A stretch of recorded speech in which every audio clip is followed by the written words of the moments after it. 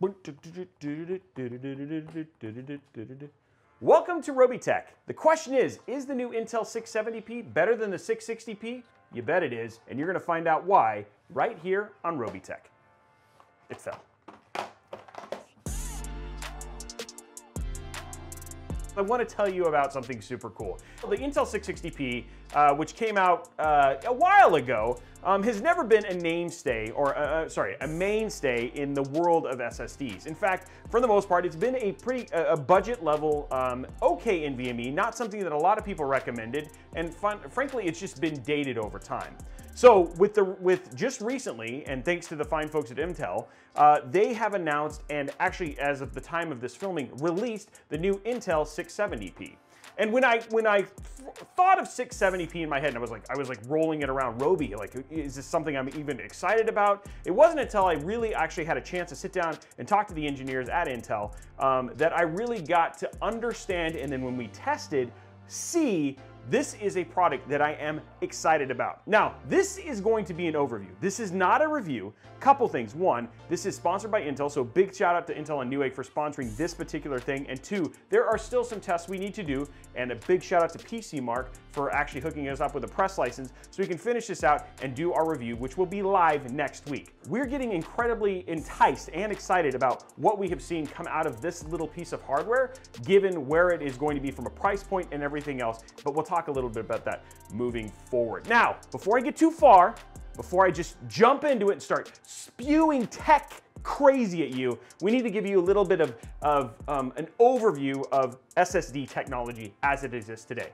There are 4 different versions. There's what's called SLC, which stands for single level cell.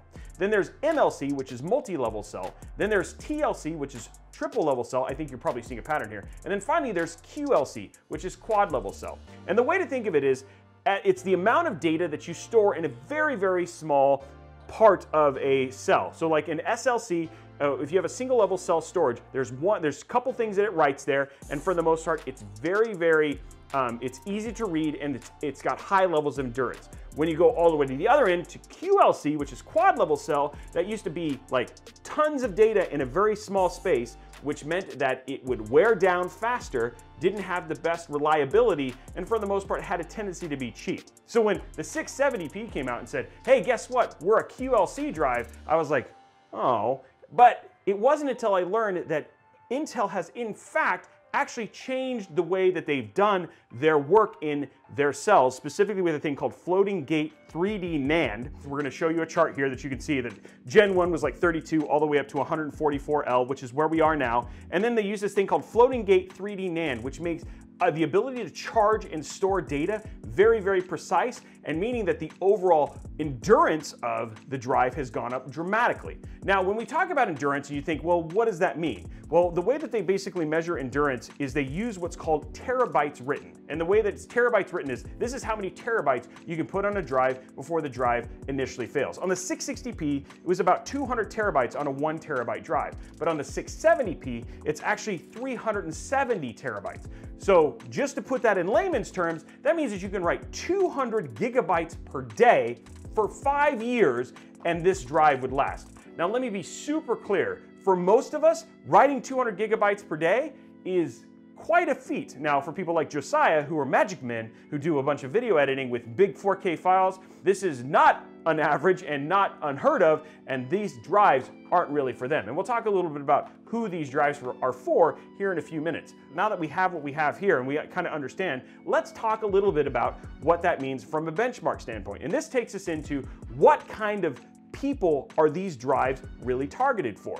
There are 2 primary levels of drives that really are pertinent to talk about when we talk about doing testing for the 670p. There's consumer level drives, and when you talk about consumer level drives, you're talking about drives like the Crucial P1, the Crucial P2, the Western Digital SN550, all drives that you have seen me use many, many times here on Robeytech. And then you have what are called like prosumer level drives. And the prosumer level drives are drives like the SN750, Seagate, like the 520, yeah, the 980 Pro, or the Pro line, in specific cases, the Pro line of certain Samsung drives. And then there's one that skirts like right in between, which is the 970 EVO Plus, which is kind of like top end of your consumer level drives. And where the 670p fits in is right in that consumer level. So when we talk about where this drive is, and we're gonna look at the performance metrics here in a minute, that is the drives that we actually care about. And we wanna say, hey, Intel, great, you've got all this great technology, it can take a ton of writes, but how does it actually work?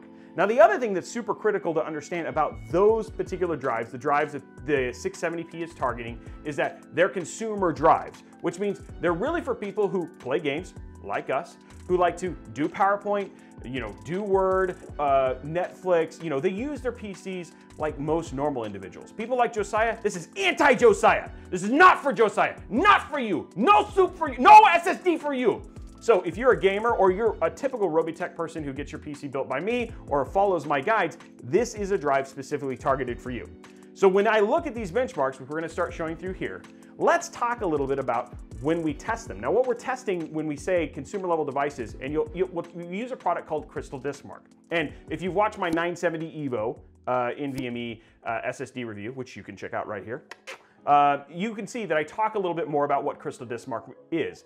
But specifically, this means that we're testing things that what are called low queue depth. Now you're like, Robey, what does that mean? It means that really there's a single application making single calls or maybe 2 or 3 calls. So when you're playing a game, it's making a couple things for save games, etc. That's called low queue depth. So when you see somebody talk about Crystal Disk Mark and their performance numbers, these numbers are representing that specific kind of workload. And for you, this is really important. So let's show them here. Now the thing that is critical to see here as we're cycling through them right here is check out these numbers. When you compare this against the entire bench of consumer devices, this thing is actually in many ways just kind of crushing the Crucial P1, the Crucial P2.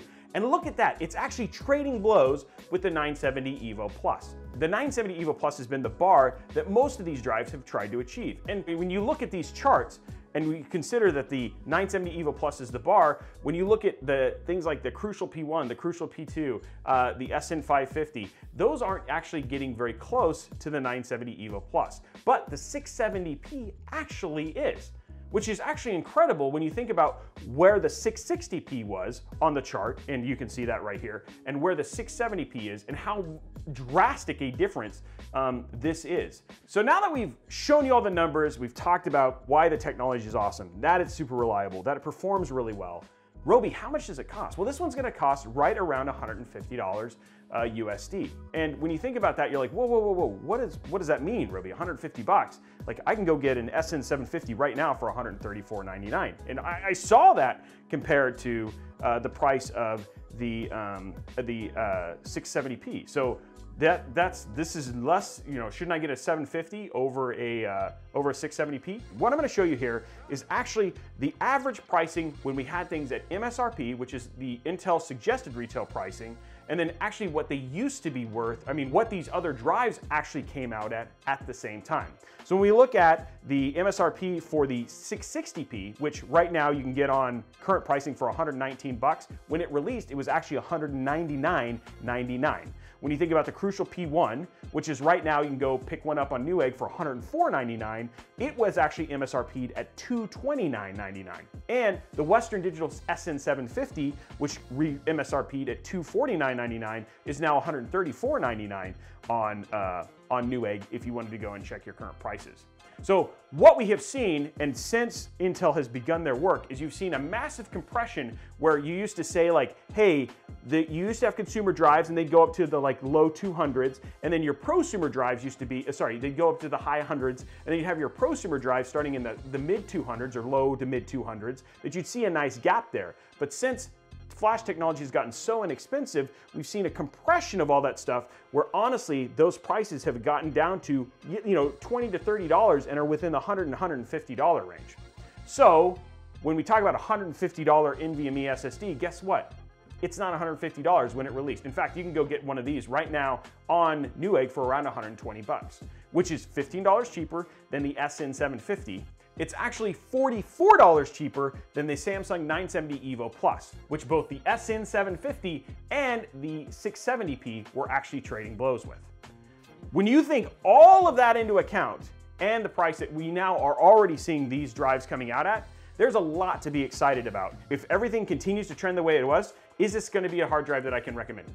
I would say absolutely. But we're going to have to wait for our full review for a couple things. One, because we need PC Mark, we need to be able to verify that the endurance is where it is. And the other thing too is there's some other things that PC Mark has that we want to make sure we test before we give it our full Robeytech stamp of approval. I don't know what that looks like, Josiah. I'm super excited to see what you come up with. The whole thing is and what I'd love to see down in the comments below is let me know, was something like this helpful? Because what I try to do is we spent what is essentially almost 24 hours of benchmarking, spending time with Intel, and churning all this down into what could be a 12 to 15 minute video. And hopefully so you, the watcher, can get this and say, yes, Robey, I got it, I understood. So let us know down in the comments below if this is something that was understandable and what we can do to help improve videos like this, so when you see these overviews, you feel educated and at the same time, you don't feel lost. Anyway, guys, while you're down there, make sure you slap that subscribe button, whip that like button, and ring that notification bell so you get a notification each and every time we go live right here on Robeytech. Speaking of live, you should check out our live show every Monday, Wednesday, and Friday, starting at 5:30 p.m. both here on YouTube and also on Twitch, which is an awesome time. Come watch live stream builds, and you know what, honestly, just check out and have a cool vibe and hang out with our community. Have a great day and enjoy some new tech here in the future. It fell again.